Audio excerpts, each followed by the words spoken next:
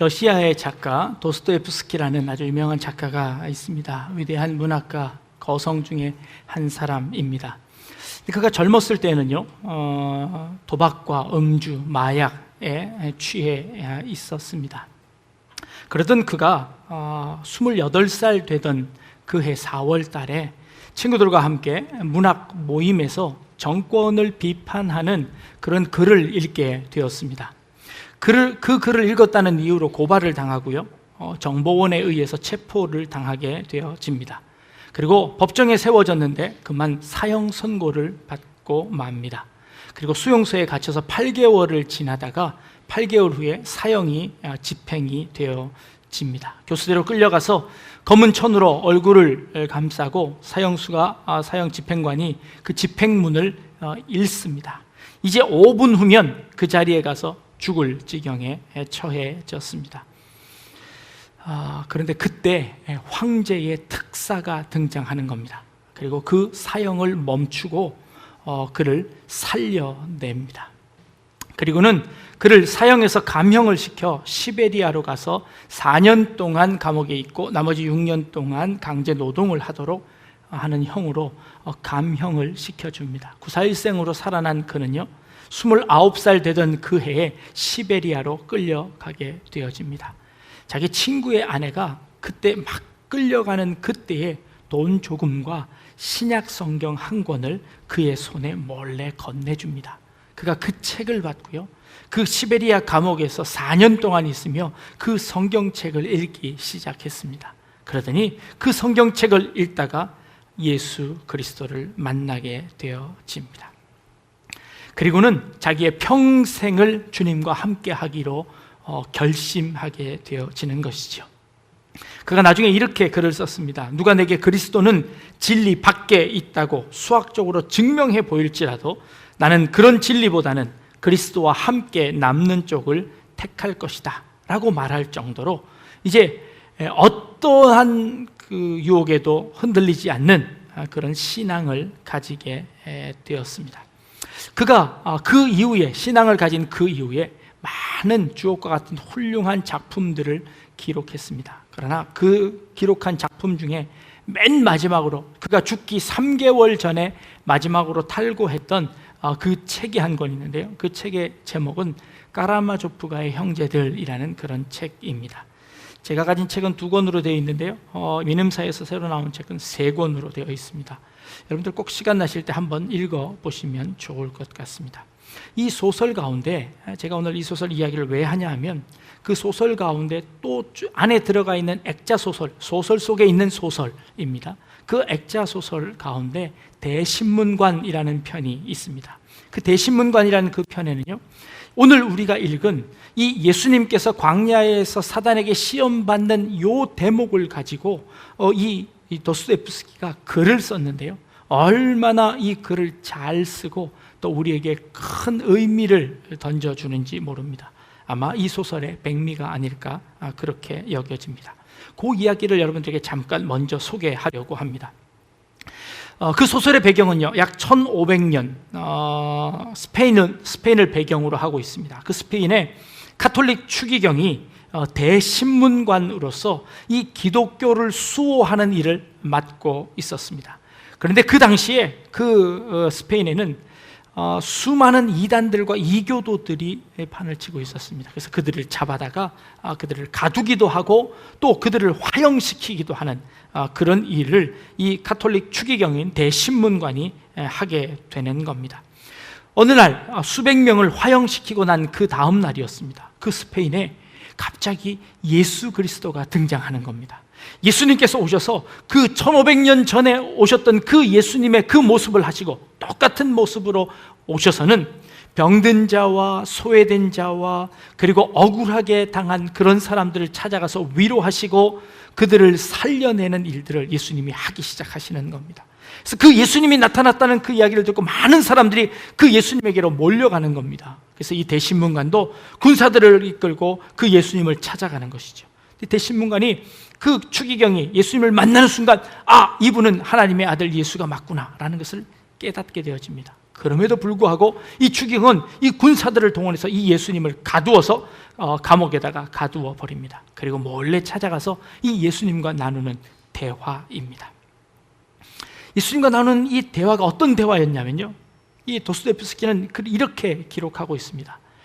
당신은, 이 추기경이 하는 말입니다, 당신은 1500년 전에 우리에게 오셔서 그 놀라운 진리들을 우리에게 말씀해 주셨는데 우리가 그 진리대로 살려고 노력하고 발버둥 쳐봤는데 이 세상은 그 당신의 말처럼 그렇게 호락호락하지 않고 당신의 말처럼 그렇게 살아서는 이 세상을 살 수 없고 이 교회를 유지할 수 없더랍니다.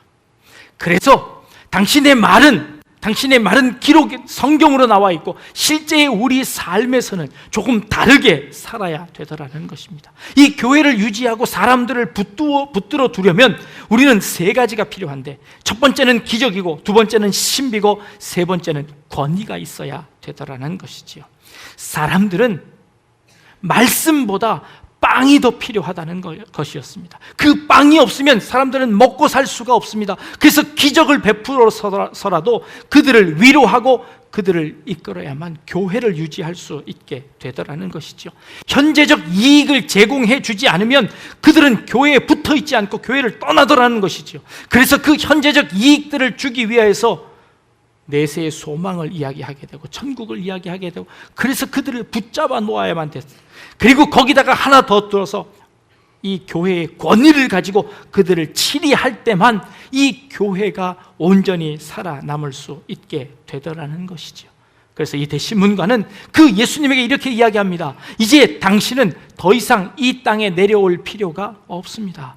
예전에 그 하셨던 그 일만으로도 충분하니까 이제 하늘나라에 올라가서 쉬십시오. 우리가 이 교회를 책임지겠습니다. 이 1500년 동안 우리가 이렇게 잘 관리해 오지 않았습니까? 우리의 방법대로 하겠습니다. 당신의 방법대로는 도저히 교회를 이끌 수가 없습니다 라고 이 대신문관이 이야기하는 겁니다. 그리고 한술 더 떠서 이렇게 이야기합니다. 당신이 사역을 시작하기 전에 사단이 와서 당신에게 시험을 할 때 그 돌을 변하여서 빵이 되게, 떡이 되게 하는 그 일을 왜 예수는 거절하셨습니까? 당신이 그것을 거절해서 많은 사람들이 굶어 죽게 되었습니다. 그들에게 하나님의 말씀보다 빵 한 조각이 얼마나 더 중요한지 당신은 모르신단 말입니까?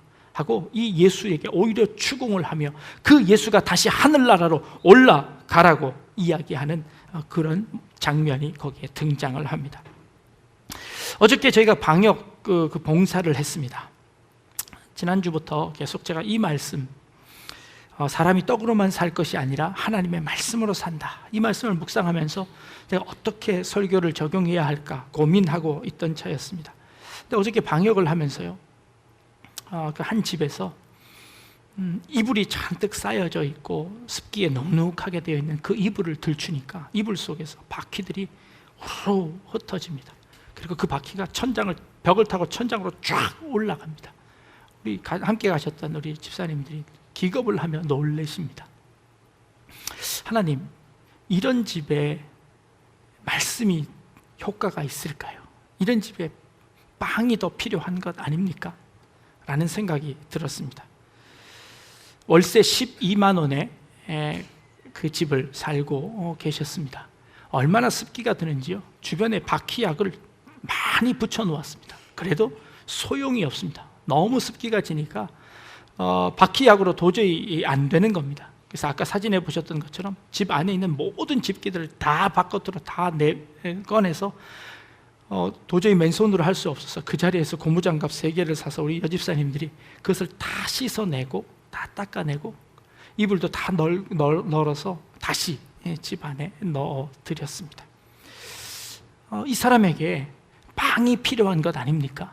이 사람에게 어떻게 하나님의 말씀을 전할 수 있을까요? 라는 생각이 들었습니다. 그래서 이 말씀을 어떻게 설교할 수 있을까라는 생각이 들었습니다. 예수님께서 지금 40일 동안 금식하셨습니다. 예수님의 모습은 어떠했을까요? 아마도 완전히 기진맥진한 상태가 아니었을까요? 그리고 그 얼굴은 아마 몰골이었을 것입니다. 그런데 그때 사탄이 찾아와서 먹을 것을 먹으라고 하는 것이지요. 그 배고프니까 배고픈 그 배를, 줄인 배를 채우라고 하는 것입니다. 틀리지 않은 말이지요. 그런데 이것을 성경은 무엇이라고 이야기하냐면 시험이라고 이야기합니다. 시험이라는 말은요, 페이라조라는 단어를 쓰는데요, 이 말은 한번 발을 걸어보는 것입니다. 넘어지나 안 넘어지나 한번 시도해보는 것, 이게 시험입니다. 이 사탄이 예수님에게 찾아와서 뭘 넘어뜨리려고 했을까요? 예수님을 찾아와서 무엇을 시험했을까요? 이 시험을 해서 그 예수님이 한번 넘어지도록 만드는 것이죠. 이 시험에 빠져서 넘어지면요, 그 다음에 뭐가 생길까요? 시련이 생기죠. 그 다음에 고통이 생기죠. 그 다음에 어려움이 생깁니다. 그런데 지금 고통이라는 고통을 다 당하고 계신 예수님입니다. 그런데 그 예수님을 넘어뜨려서 뭘 하려고 하는 걸까요? 예수님은요, 영성으로 볼 때 지금 40일 금식 기도를 했으니 그의 영성은 최고치에 올라가 있습니다. 그런 예수님께서 이 사탄에게 하나님의 말씀으로 이 사탄을 물리치는 겁니다. 그런데요, 지금 이 시점에는 이 예수님은 아직도 제자들이 한 명도 없습니다. 사역을 시작하시기 전입니다. 그리고 광야에서 혼자 이 금식을 하시고 그 후에 사단에게 시험을 받으셨습니다. 근데 이 사건을 제자들이 어떻게 알아서 이 사복음서에 다 기록했을까요? 예수님께서 말씀해 주셨을 것입니다. 예수님께서 이 제자들에게 이 시험의 의미와 이 시험은 너희들도 나와 똑같이 당할 수 있으니 너희들에게 오는 이 시험 당할 때 너희들도 이렇게 이겨내라 라는 말씀으로 제자들에게 해주신 이야기였을 겁니다. 그래서 예수님의 그 말씀을 듣고서는 이 제자들이 그 말씀을 기억했다가 이 성경에 기록한 것이지요. 예수님은요, 이 사건, 이 사단이 예수님을 시험하는 이 사건이 예수님뿐만 아니라 우리 모든 인간들이 똑같이 겪게 되어질 그런 사건들, 그런 시험이라고 생각하시고 우리에게 말씀을 해 주시는 겁니다. 여러분들에게 이런 시험이 있으신가요? 여러분, 이 세상에서 우리더러 이 돌을 변화해서 떡이 되게 하라고 하는 이런 시험이 여러분들에게 있나요? 예수를 믿으면 반드시 이런 시험을 겪어야만 합니다. 예수를 믿지 않는 사람들에게는 오히려 이런 시험이 없을 수도 있습니다. 왜냐하면 그것은 더 이상 시험거리가 되지 않기 때문입니다. 그들에게는 그것은 너무나 자연스러운 일이기 때문에 하나도 시험거리가 되지 않기 때문에 예수 믿지 않는 사람들에게는 문제가 되지 않습니다. 예수 믿는 한 사람이 남의 집에 하인으로 있습니다. 하루는 주인이 그 하인을 조롱하기 위해서 이렇게 이야기합니다. 야, 나는 예수를 믿지 않아도 아무 시험거리가 없는데 너는 예수를 그렇게 잘 믿는다고 하는데 늘 왜 어려운 시험만 당하고 있느냐 라고 그를 놀립니다. 그럴 바에는 아예 믿지 않는 것이 더 낫지 않겠느냐 라고 이야기하는 것이지요. 그때 이 사람이 이렇게 이야기합니다. 주인님, 노하지 마시고 한번 들어보십시오. 주인님이 가령 사냥을 나갔다가 사슴 2마리를 보고 총을 쏘았는데 2마리가 다 명중했습니다. 근데 한 마리는 맞고 그 자리에서 즉사했고 한 마리는 다리에 맞아서 쩔뚝거리면서 도망을 갑니다. 그러면 주인님은 어떤 사슴을 쫓아가시겠습니까? 야, 이놈아, 죽은 놈은 벌써 이미 내 것이니까 놔두고 그 도망가는 놈 쫓아가야 2마리 다 잡지 않느냐라고 이야기합니다. 네, 맞습니다. 사단이 죽어있는 사람은 건들지 않습니다. 자기 편인 사람은 건들지 않습니다. 그러나 하나님의 말씀대로 살려고 쩔뚝거리며 뛰어가는 그 사람을 유혹하고 넘어뜨리고 넘어지게 하려고 그 사단을 쫓아가서 시험이 생기는 것입니다. 죽어있는 사람에게는 시험이 없습니다. 믿지 않는 자들에게 자기 마음대로 살아가는 자들에게는 시험이 있을 수 없습니다. 그러나 내 마음대로 살지 아니하고 하나님의 뜻대로 살려고 하니까 시험이 생기는 겁니다. 하나님의 뜻대로 살려고 하니까 어려움이 생기는 겁니다 라고 그에게 이야기해 줬습니다. 옳습니다. 우리의 삶을 살아가면서 하나님의 말씀대로 살려고 하면 사단이 우리를 내버려 두지 않습니다. 베드로전서 5장 8절에 근신하라, 깨어라, 너희 대적마귀가 우는 사자와 같이 두루다니며 삼킬 자를 찾나니 라고 되어 있습니다. 네, 우는 사자처럼 그 사단이 우리를 넘어뜨리려고 합니다. 그 넘어뜨리려고 하는 그 시험 중에 첫 번째가 바로 이 먹는 것, 빵의 시험이었습니다. 하나님의 말씀만으로는 이 세상을 살아갈 수 없습니다. 그런가요? 세상에서 그렇다고 이야기합니다. 하나님 믿는 것도 좋다. 그런데 너희가 먼저 먹고 살아야 되지 않겠느냐라는 것이 세상에서 우리와 타협하는 겁니다. 사단이 예수님께 한 시험도 바로 그것입니다. 배가 고파 있는 예수님더러 이 하나님의 아들이고 능력이 있으니까 이 돌을 변해서 떡이 되게 해서 그것을 먹으라는 것이죠. 그것이 뭐가 잘못됐습니까? 그런데 예수님은 그것을 거절하고 있습니다. 사단은 우리가 하나님의 자녀라는 것을 알고 있습니다. 그리고 예수님이 하나님의 아들이라는 것을 알고 있습니다. 그래서 이렇게 유혹합니다. 네가 만약 하나님의 아들이면 이 돌들을 들어 떡으로 변하게 하라라고 말합니다. 하나님의 아들인 것을 알고 그렇게 이야기하고 있습니다. 우리가 하나님의 자녀라는 것을 사단도 잘 알고 있습니다. 그래서 우리에게 이렇게 똑같이 시험합니다. 네가 하나님의 아들이냐? 그래도 넌 먹고 살아야 되지 않겠느냐? 그러니 그 먹고 사는 것 해결하고 하나님 믿어라. 그것 동시에 할 수 있지 않느냐라고 이야기하는 것이지요. 똑같은 시험을 우리에게 주고 있는 겁니다. 너 예수 믿는 것 잘한다. 그래, 믿어라. 그러나 세상은 그 방법대로 살 수 없다라고 이야기하는 것이죠. 세상은 세상 방법대로 살고 교회에 와서는 예수를 믿어라 라고 이야기하는 것이죠. 대신문관이 그렇게 예수님에게 얘기한 겁니다. 예수님 방법대로 이 세상을 살아보니까 교회를 유지할 수 없더라는 것이죠. 그래서 예수님은 올라가시고 우리 방법대로 하겠습니다 라고 이야기하는 것입니다. 그때 예수님께서 이렇게 말씀하십니다. 사람이 떡으로만 살 것이 아니요 하나님의 입으로 나오는 모든 말씀으로 살 것이다 라는 것이죠. 신명기 8장 3절에 있는 말씀을 인용하신 것입니다.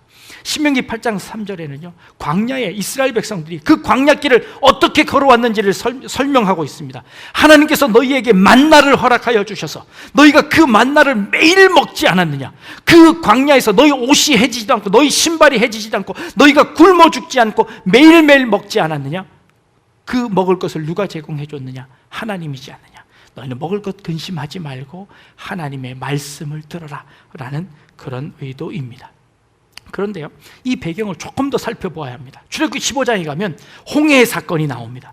홍해를 이 모세가 지팡이를 가리킴으로 말미암아 그 홍해가 갈라져서 그 많은 이스라엘 백성들이 홍해를 육지와 같이 건넜습니다. 그리고 홍해 바다에 그 애굽 군대들이 다 수장당해 버렸습니다. 이제 더 이상 쫓아오는 사람이 없어졌습니다. 이제 광야에 들어왔는데요, 그 광야에 들어오자마자 이스라엘 백성들이 화를 냅니다. 왜일까요? 먹을 것이 없는 것입니다. 이 광야에 먹을 것이 없자 모세를 향하여서 하나님을 향하여서 원망합니다. 하나님, 우리를 왜 이곳까지 데리고 와서 죽입니까? 애굽에 있을 때는 고기 가마 옆에 있어서 먹을 것은 충분히 먹었습니다. 그런데 왜 우리를 굶어 죽입니까? 하고 먹을 것을 달라는 외침이었습니다. 그러자 하나님께서 그들에게 만나를 주십니다. 그런데 여기서 참 재미있는 것은요, 하나님께서 이 만나를 주시면서 하시는 말씀입니다. 너희들이 이것을 먹고도 나를 잘 섬기는지 내가 너희를 시험해 보마 라고 말씀하십니다.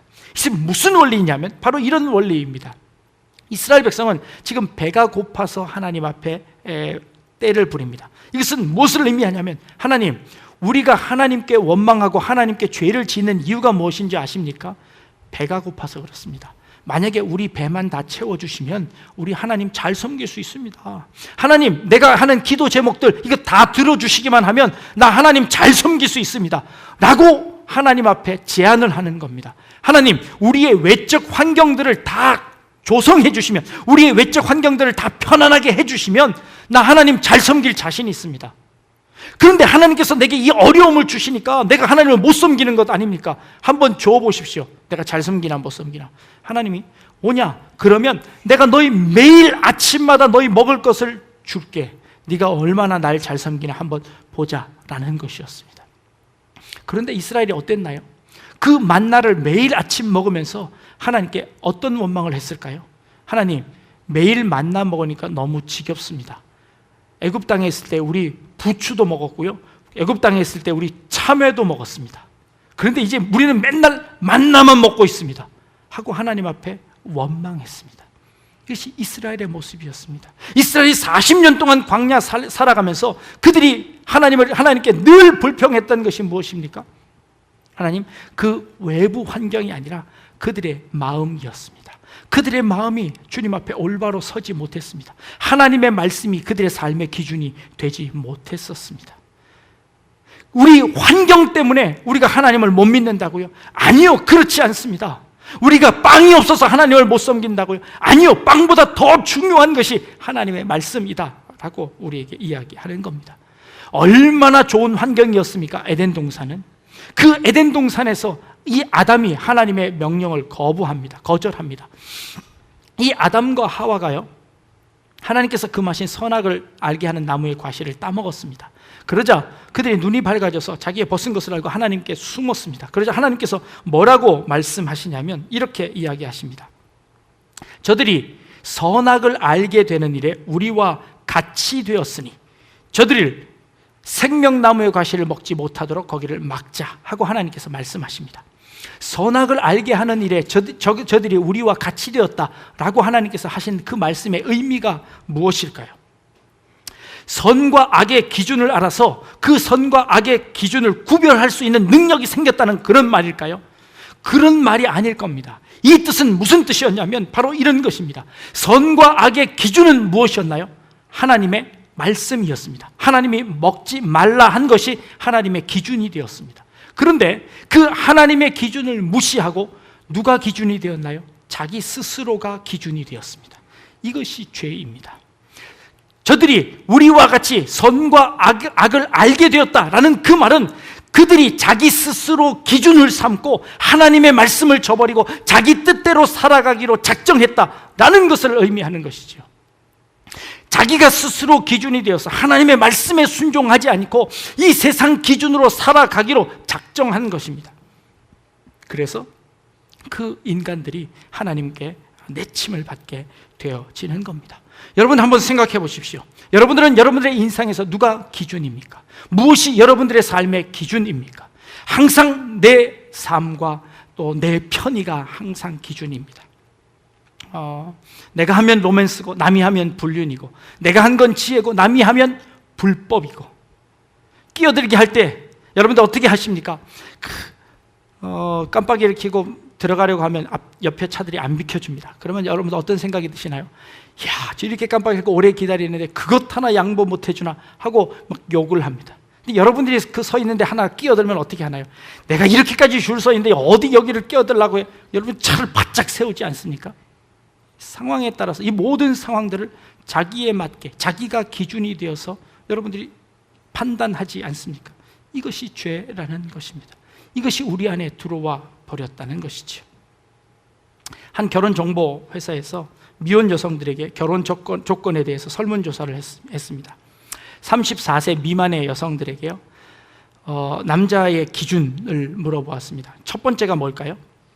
첫 번째가 경제력이었습니다. 두 번째는요, 성격이고 세 번째는 외모였습니다. 결혼은 현실입니다. 그래서 무엇보다도 경제력을 꼽았습니다. 남자에게 물어보았습니다. 남자는 뭐라고 대답했을까요? 첫째는 예뻐야 된다. 둘째 외모. 셋째도 외모였습니다. 남자들이 원하는 것이었습니다. 34세 이상에게 물어보았습니다. 여자들은 뭐라고 대답했을까요? 첫 번째가 성격이었고 두 번째가 경제력이었습니다. 이게 나이가 조금 들면서 그것이 전부가 다 아니라는 것을 이제 조금씩 알게 되었습니다. 남자들에게 물어보았습니다. 첫 번째 외모였습니다. 남자들은 나이가 들어도 변하지 않습니다. 모두 다 자기의 기준을 따라서 살아갑니다. 이 세상의 기준이 무엇입니까? 돈입니다. 돈입니다. 빵입니다. 먹을 것을 채워주는 그것이 모든 것의 우선이 되어 버렸다는 겁니다. 한 가지 예만 들고 마치려고 합니다. 최일도 목사님이 운영하는 다일 공동체 천사병원이라는 병원이 있습니다. 이 병원은요, 돈 없는 사람 그리고 의료보험이 없는 사람들에게 무료로 진료해주는 그런 병원입니다. 이 병원을 처음 기획을 하고 세우면서 돈이 많이 들어갔습니다. 의사들은요, 자기가 쉬는 날 와서 무료로 봉사해 주기로 했답니다. 그래서 순번을 짜니까 충분히 의사들은 돌아가더라는 것이지요. 근데 이제 건물이 있어야 됩니다. 그리고 진료를 하려면 의료기구들이 있어야 되죠. 그것을 하는데 돈이 엄청 들어가더라는 겁니다. 근데 이 병원을 처음 시작하면서 많은 독지가들이 도움을 주기로 약속을 했습니다. 그런데 이 최 목사님이 받지 않기로 결정했답니다. 그리고는 1,004명이 100만 원씩 도와주는 그 돈을 모으면 이 병원을 세울 수 있다라고 하고 그 1,004명의 도움을 받기로 했답니다. 그래서 어떤 한 사람이 도와서 그 입김이 들어가는 그런 병원이 아니라 모두가 십시일반되어서 운행되는 그런 병원을 만들어 보겠다는 것이었습니다. 근데 그 병원에 처음 시작할 때요, 예전 김영삼 대통령의 아들 김현철 씨가 5억 원을 기탁을 했답니다. 이 5억 원을 받고요, 고민을 한 겁니다. 이 5억 원이 있으면 금방 병원 건물을 사고 쉽게 그 의료기구들을 살 수 있을 것 같습니다. 큰 도움이 되어지는 겁니다. 그런데요, 그 돈을 받고 회의를 한 후에 그 돈 중에 100만 원을 받고 4억 9,900만 원을 돌려줬답니다. 돈으로 되는 것이, 돈으로 전부 다 할 수 있는 것이 아니라는 것을 보여주고 싶었다는 것이지. 돈으로 모든 것을 할 수 있다는 그 생각들을 도전을 주고 싶었다는 것이지요. 그래서 다른 독지가들이 돕겠다고 하는 그거 다 거절하고 100만 원씩만 받았답니다. 그리고 그 병원을 만들었습니다. 그 병원을 만드는데 8년이 걸렸답니다. 조금 더 일찍 만들어서 그 병원을 더 많은 사람 혜택 줄 수 있지 않았을까? 아니요, 그러지 않았습니다. 그것이 더 귀한 것이라는 것, 조금 늦지만 그러나 모든 사람들이 함께 사는 그 일들이 훨씬 더 귀하다는 것을 알았기에 그 일을 한 것입니다. 어저께 우리가 그 일을 했습니다. 그 집 찾아가서 우리 도배하시는 분 불러다가 싹 다 정리하고 다 해놓을 수 있습니다. 그 정도 돈 투자할 수 있습니다. 도와줄 수도 있습니다. 그런데요, 그분에게 그 돈보다 더 큰 사랑을 우리가 주고 온 것입니다. 그리스도의 사랑을 그들에게 보여주고 온 것입니다. 여러분들 하루 일하는 것, 그거 여러분들이 다른 데 가서 일하시면 더 많이 버는 것 알고 있습니다. 여러분들이 하신 그 노동력, 그러나 그 노동을 통하여서 하나님이 기뻐하시는 줄 믿습니다. 그 일을 통하여서 돈보다 더 큰 가치를, 돈보다 더 큰 사랑을 그들에게 전하고 온 줄로 믿습니다. 떡으로만 살아가는 것이 아니라 하나님의 말씀으로 사는 것입니다. 여러분들 이 땅을 살아가면서 크리스찬으로서 이런 유혹을 받게 되어집니다. 그래도 먹을 것 있어야 되지 않겠느냐, 신앙은 그 다음이고 먹을 것부터 챙겨라 라고 이야기하지요. 한번 눈 딱 감고 그렇게 살면 너 편하게 살 수 있지 않느냐 라고 우리를 유혹합니다. 사단이 예수님을 그렇게 유혹한 것이죠. 이번 한 번만, 그 배고플 때 그거 한 번만 넘기면 되지 않겠느냐, 한 번만 눈 감고 그냥 그 기적을 일으켜서 그것을 만들어 먹어라 라고 사단이 예수님을 유혹하는 것입니다. 넘어지게 하는 것이죠. 그것 한 번 포기하면요, 그 신앙 전체를 포기하게 되는 것입니다. 그래서 예수님은 그것을 거절하는 것입니다. 그리고 우리는 떡으로만 사는 것이 아니라 하나님의 말씀으로 산다는 것을 보여주는 것입니다. 우리 주변에 있는 외관적인 그 밖에 있는 그 환경 때문이 아니라 우리 믿는 이 믿음과 우리 믿는 이 신앙으로 살아가는 것임을 그들에게 보여주자는 것입니다. 그리고 그 사탄에게 당당하게 그렇게 선포할 수 있어야 되지 않겠느냐라고 말씀하시는 것이죠. 예수님께서 먼저 모범을 보여주셨습니다. 그렇게 사탄에게 당당하게 대항하라고 말씀하고 계십니다. 여러분들 이 땅을 살아가며 이 세상에서 여러분들을 유혹하려고, 여러분들을 걸려 넘어뜨리려고 하는 그 사단의 그 유혹 속에 당당하게 말씀으로, 신앙으로, 믿음으로 이길 수 있는 여러분들 되어지기를 원합니다. 떡으로만 사는 것이 아니라 하나님의 말씀으로 사는 것이다. 40일 금식한 후에도 그 고백을 할 수 있는 여러 성도님들 될 수 있기를 주님의 이름으로 축복합니다. 기도하겠습니다. 사람이 떡으로만 살 것이 아니요 하나님의 입으로 나오는 모든 말씀으로 살 것이라. 하나님, 우리 가운데 주님이 당하신 똑같은 고난들이 많이 있음을 고백합니다. 그때 주님께서 하셨던 이 고백처럼 하나님의 입으로 나오는 모든 말씀으로 살 것이라는 이 선포를 당당하게 할 수 있는 저희들의 삶이 되게, 저희들의 신앙이 되게 하시며 그것을 담대히 맞아들일 수 있는, 또 승리할 수 있는 그런 우리 신앙인들 되어질 수 있도록 인도하여 주옵소서. 감사드리며 예수님의 이름으로 기도드립니다. 아멘.